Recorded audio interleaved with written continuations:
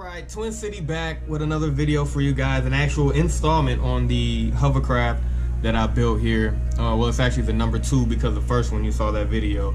If you haven't, go check it out. The second one that I built here is the things that I've learned from the first one. I've incorporated into the second one to make the second one better.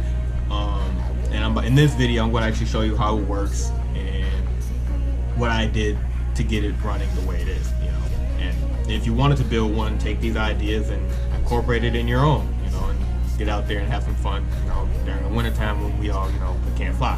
So, all right, we're going to dive down into the hovercraft and I'm going to show you all the mechanisms and how it comes together. So, before I get outside and show you the Maiden of it and see how, you know, you guys tell me how it goes. You know, to me, I believe it's going to be a lot faster, a lot more stable, and a lot more enjoyable. Enough of that. I'll show you when I get down into it. Let's go. Here's the hovercraft Snow Basher 2.0.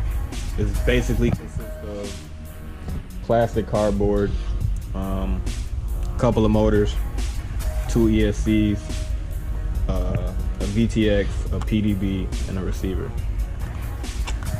and a servo. So I'm gonna pop the top off here, show you my mess of stuff in here. DIY flashlight. As you can see, I got the I forget what receiver this is, a Tyrannus receiver. I forget which one. I'll put it at the bottom of the screen. AKK FX2 VTX, Maytag, that's a regular Maytag PDB. Sorry for all the wires, and there you go. I had to move it out the way a little bit. PDB right there, and that's pretty much it. The servo here. This is a Tiger Motor V2 F40, 2600 kV. ESC is right there. Another T-Motor F2, 2600 kV. I probably went a little overkill on the motors, but it's what I had left laying around. Whatever. Its ESC is right there. BL Heli. It's kind of been painted over, but whatever. This whole part inflates, which traps the air between these three, and it only seeps out a little bit in order to keep the air bubble going. And how I have mine set up is my lift channel is here.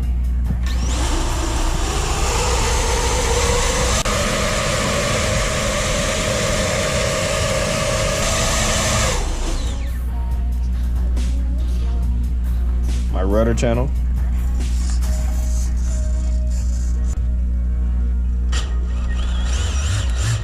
And pitching forward is my thrust.